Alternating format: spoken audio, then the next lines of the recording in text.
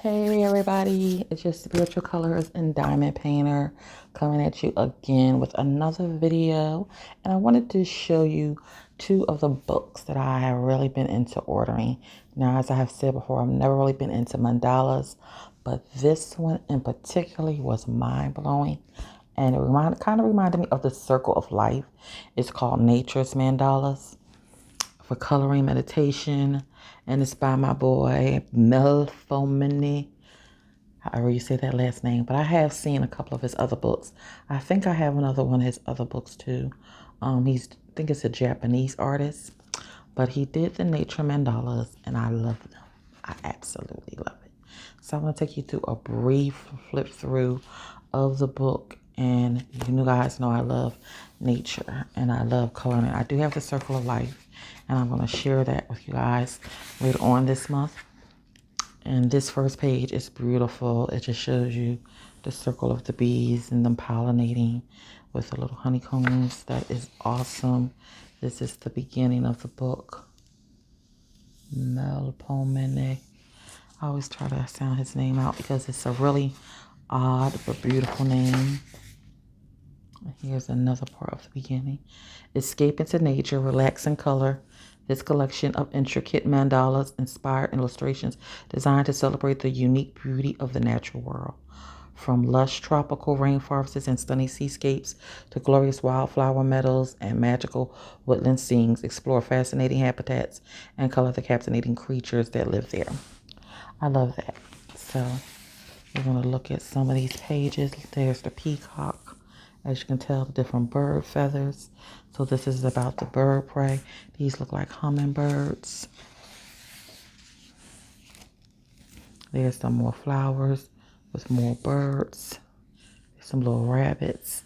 Now this may be very detailed, but I still love it. It would take me some time to do a page like this. And this has the underwater with the turtle, the crab, the snail. Then you have some different flowers, maybe some seaweed, some seashells. Beautiful. Then you have your zebras, your lions, your giraffe. To me, some like, animals you would see in a zoo. Yeah. Then you have some more different types of birds here with the flower right there. And then you have the moth. And there was something we have to learn how to tell the difference between a moth and a butterfly. And I had these beautiful yellow and brown moths that were actually mating in front of my house one time. And I thought they were butterflies. And I realized they were moths. I'm so sorry when I do this. My table will be bigger in June because I'll be in the bigger table. So we're going to definitely improve that. Since I've been talking about it for some time. This is the tropical birds, the flamingo. Here is the dragonfly. I just love the way he put this together in the mandala way. And there's the swans. There's the beetles, the bugs, little beetles. I guess that could be a centipede.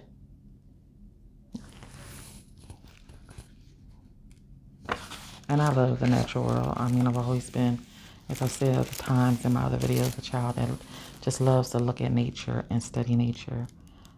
Wasn't the kid that was like, afraid of bugs or anything like that. So these are really beautiful birds. I'm trying to figure out what kind. Is that an eagle? Like an eagle. Then there's a snake, some serpents in there. And then the beautiful flower.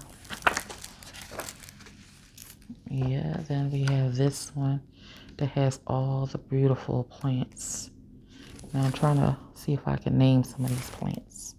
And here, where we have right here, blue flower, almost like a, can't think what you call that flower, but it's purple. You can see this, and it grows in the wild as well. This might be a rose. You can have the little baby breaths. You ever see the baby breaths and they were all white? Here's a little sunflower. Oh no, these are dandelions. Dandelions over there.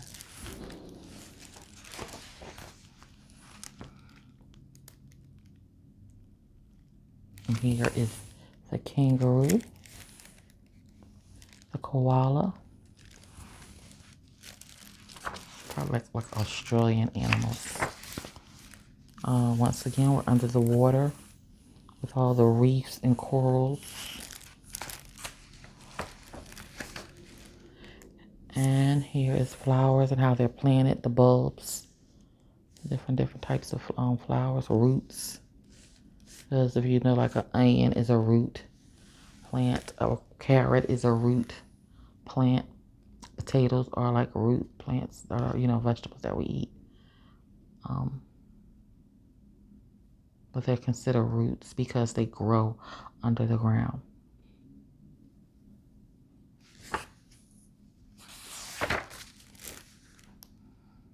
Oh, there's the lobster and the different seashells. I definitely could try and paint with this. Would definitely be a little challenging, definitely challenging, because there's so many fine details. And maybe you could do it with some watercolor. I definitely want to do this. I love bees. I truly love bees. I was planning on getting my certification in beehive. Oh, not beehive, but bee certification, where you learn how to distinguish each bee for what it is and how to put the bees inside their boxes and also collect the honey and the propolis and take it out. I really can see myself having like a bee farm, but learning how to collect the honey and the propolis and make it into different types of natural of health benefits, from capsules and natural honey that you can put in jars and things like that, because honey has a lot of good health healing properties, and bees are really becoming extinguished because there's so many bees that are dying all over the world, and we need bees. Like, bees can live without us, but we can't live without bees. Sorry about that. But we can't live without bees because they help us in every sense of the matter. If you did not capture that, I don't know how long my video. Hold on. There it is. Oh, see, it moved again. Sorry guys. But yeah, the bees, and that's really pretty. Another flower.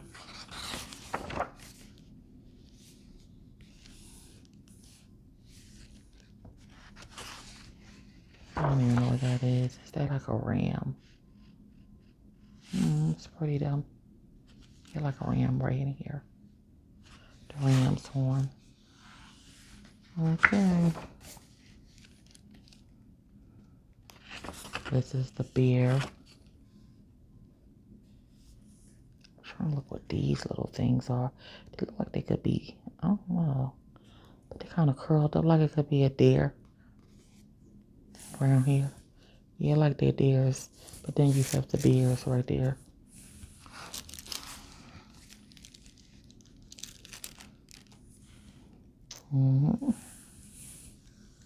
Look at that. That's pretty. The grapes, the pomegranates, the birds. Then you have the harvest, like the corn on the cob. There's some animals that are becoming extinct in our world. And one thing I love about Kirby and Tim Jeff, they really are into like the earth, the environment, and talking about, because Tim Jeffries coming out with another book. I think it's for Australian animals, but the ones that are really becoming extinct. And with all the fires that we're having, it's burning down the forests, and our animals are being, getting killed. I love people that really try to help the environment and celebrate in their artistic gifts those type of pictures and paintings, and they don't have any problem exploring that, you know, that side, whether it's the water, cleaning up the pollution in our water, helping our environment be better, you know, growing more natural plants and fruits, not hybrid and what you call clone seeds, because it's not real. You know, we ain't got to get into a big conversation. But I am wanting this in natural health and wellness. Some things in this world you can control, certain things you cannot. So, you know, just have to pray about what you do and ask God to give you direction, because it's kind of really hard to make certain decisions the way things are. You know, we're going to change for the better and do what's best for ourselves. Here's the wolf.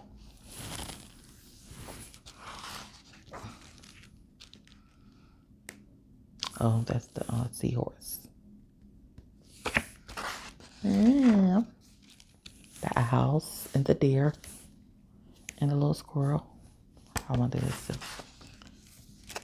this is the tree, the bear. There are animals that actually represent every four corners of the earth because of where they come from and where our animal habitats, you know, are located.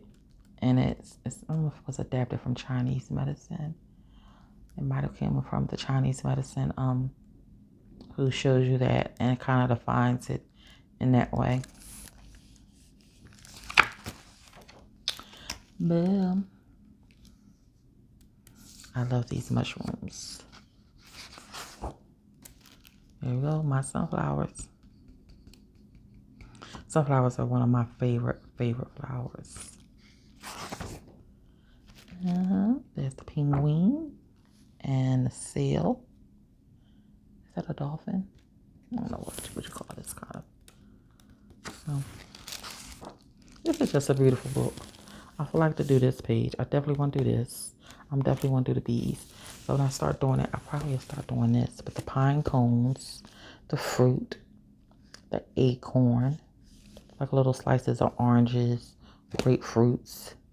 But I love that. I love this picture. One of the favorite pictures I've seen. You go to bat. Then you have the that's not the raccoon, is it? No, like the might be a raccoon. Then you have a snake. You have some moths in there. Those like vultures or pelicans. The rhino, the cactus,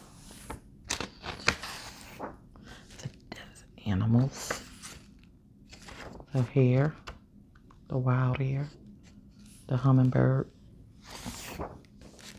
You have the spider, the beetle, the lizard.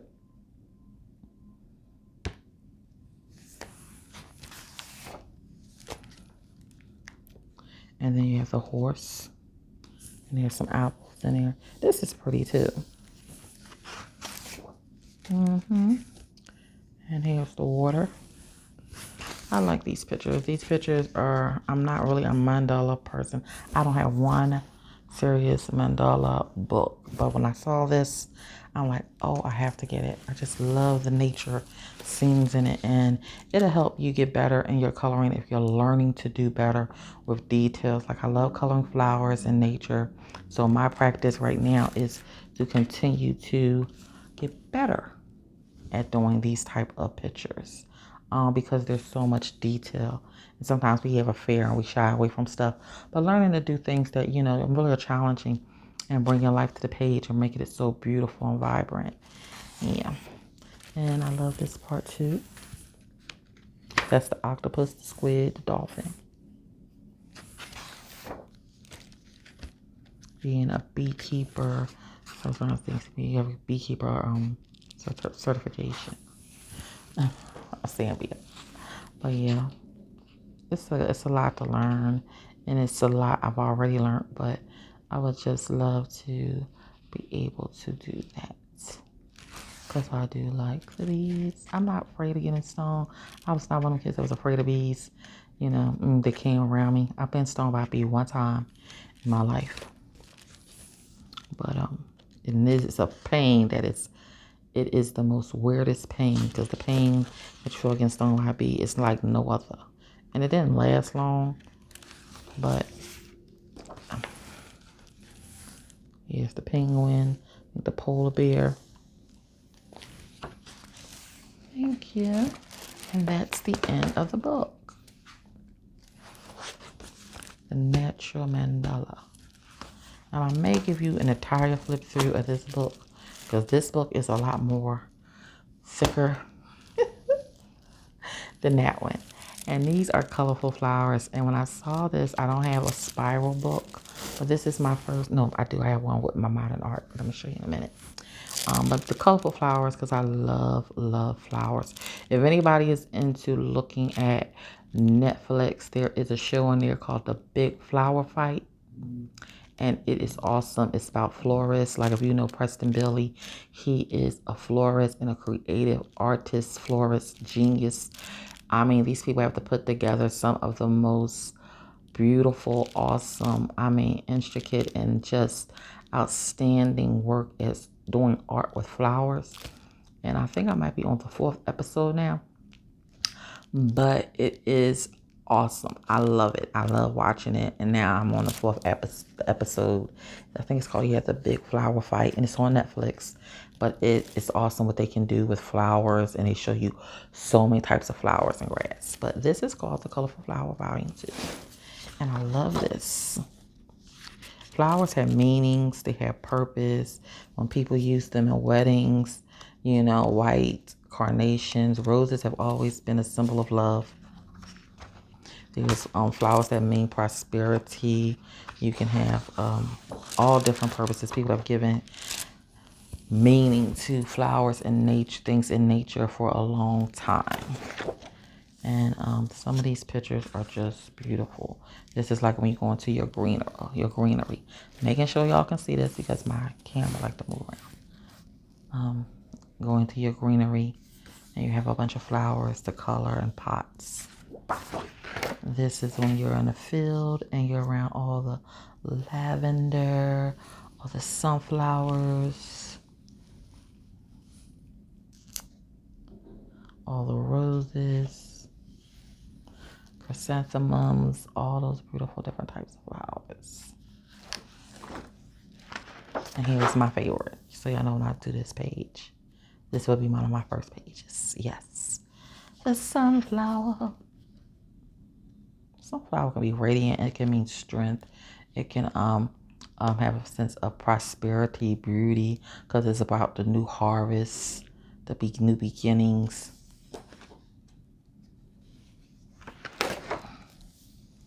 Here's one. It looks like it has the hummingbird. And then you have water. These, like, they could be chrysanthemums, or I like these flowers. Peonies. I love all of them. Different types of flowers. My mother is definitely, and my aunt are have green thumbs, so they can keep flowers. My mother used to have a Dieffenbachia, and it grew so tall. And these are house plants that I'm talking about. But anyone who loves flowers and love keeping flowers in their homes, and who have a mother, aunt, grandmother, and that's one thing I really haven't tried doing, is planting flowers like outside, or really keeping flowers. I like herbal plants like sage, basil. Yes, I planted those, but I really haven't tried to be a green thumb, test my green thumb in planting and gardening. Here's another sunflower and the birds. I mean, not birds, sorry, bees, Lord Jesus. Sunflowers with the bees. I like that. Here's another one with a fountain. The flower show, if anyone knows about the flower show, they have one in mostly time in every state. The one that they're having here in Philadelphia is going to be in June, and it's called In Full Bloom. I'm hoping so much that I'll be able to get to go. Even though it's outside, Mom's like, I'd rather be inside. She's my, my go-to person, Michelle Kendall. when I talk about flowers and plants because she's the god in the family. So if you ever haven't visit a flower show, visit one. It is so beautiful. I mean, there's so many different things. They have different art. They have different vending tables. They have food out there. But the look and the art and the beauty of the flowers and nature, it is awesome. Sometimes they have competitions for the best rose gardens. You know, people who bring their flowers and their plants and they judge them on their flowers. This is a beautiful bouquet. When I study plants, plants can have so many different names, and you have Latin names, and then you have the regular names. There's a snake plant. There's a plant called a snapdragon. Oh my God, there's exotic plants. There's Amazon plants. Oh my God, so many different types of plants. And when I look at them, I'm like, okay, now none of the plants that I know are coming to mind now that I'm sitting here talking about it. But if I'm not talking about it, like just in particular, I just start naming them out of the blue.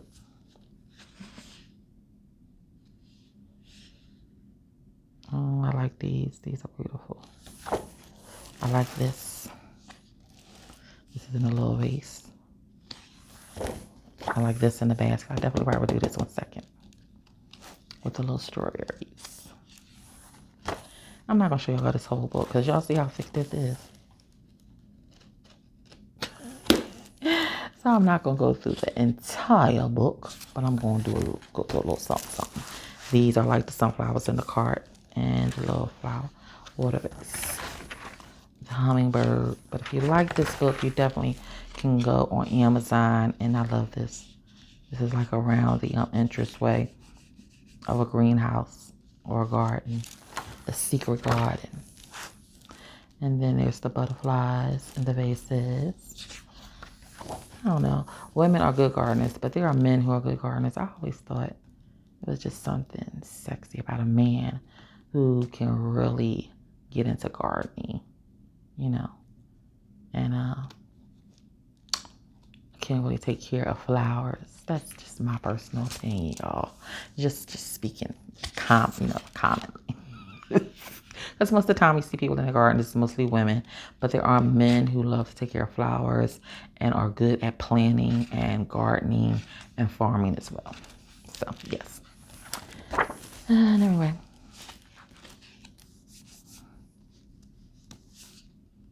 All right. I like that.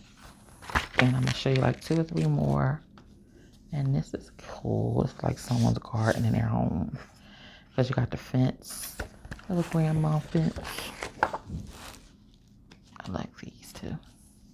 I'm trying to think of what these flowers are called. It's like on the tip of my tongue. It's not peonies. Oh no. I love this one. Look how beautiful that is with the little thing right here. This is like what they call the cornflower.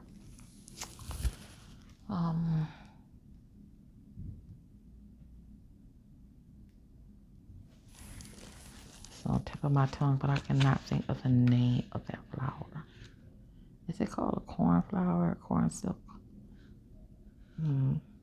Sorry if I'm not naming the flower for its right or original name. But yeah, the flowers have different health properties and purposes.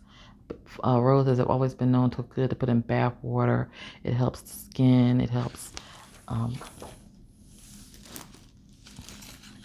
give the skin a vibrant feel and, feel soft and silky, and helps dry skin. And it's beautiful. People used to put it in their water and soak in a tub and the petals, because the petals really help the skin become soft and just beautiful and radiant. I love that too. This one, he's like one of the wildflowers. And this one is another field. So we got a little more left, but I'm not gonna say it. I'm gonna stop right here. And this is volume 2. Now, I know you guys remember when I showed you the modern art book that I have with all the different artists who are popular and well known, from Picasso to Van Gogh. But I saw this online, and Warhol was online because his Marilyn Monroe painting sold for $195 million. Now, he was an artist who did do a lot of celebrity pictures, portraits, and he is very I'm not extract, but he's like an exotic kind of artist too. He draws funnier things, not, I could say weird. I guess I could put it to that kind of weird things. But different body parts. Like this one, he just have the buttocks. It's, it's a picture, but it's a portrait that he's drawing. And his Marilyn Monroe portrait sold to someone recently for $195 million. Now, I'm going to try, I don't think I'm going to put the paper where I want it to be, to show you guys one of his portraits. Oh, here it is right here, of a woman. And I don't know if this is Marilyn Monroe, because I seen one of them that he did of Elizabeth Taylor. Because there's a picture of Marilyn Monroe when her hair was longer. The one he sold was when she has the short hair. But this look like this could be Elizabeth Taylor, or it could be this other woman that was an actress, I think in the late 50s or 60s, and her name was Sandy. I can't think of her last name at this time. But yeah, and he does portraits like this. And his name is Warhol, Andy Warhol. And yeah, so if you're an artist and you love to draw, and I don't care if it's the simplest thing to the craziest looking thing, when you are no longer here, even, it'd be great to have that kind of money while you are here. But to draw pictures and never know who will admire it or how it will get out into the public and who will notice your creativity. And can you imagine your art being sold for $195 million just for a picture of a celebrity that passed away unexpectedly? Marilyn Monroe, who is also known as Norma Jean, however, that was her original name. But these kind of artists like them, like I love pictures like that of the outside. They drew some of their original art. And sometimes you look at some people and say, oh my God, somebody paid that much money for that? But people love art. Like people love clothes. People love cars. It's all in the same category to me. When people just like stuff that they want to buy, spend money on. If you have it like that, hey, you do what you want because it's your money. You made it. Say this is your money. You made it. What you do with it is up to you. But art is one of the things I've always loved. And it can last forever. It can be passed down. And if you ever watched the Antique Roadshow, people find art in their grandmother's house. It's been sitting in their on their family's wall. Then they take it to Antique Roadshow and find out it's worth $50,000, $25,000. And this is someone who did the pictures from the outside, and his name is, hold on, because I know I did this before, but I like to know the names of some of these artists, and I'll just show the pictures. I know I did this already on my last video. And that was by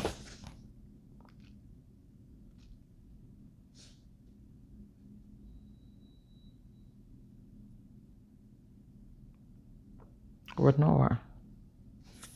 Yep, this is one of them Renoir pictures. Renoir. I think it's Renoir. No, it's Degas. Inspired by Degas. Degas. And something like this, you could be sitting somewhere and at an airport and just end up drawing a picture like this. And people will pay thousands of dollars for that picture.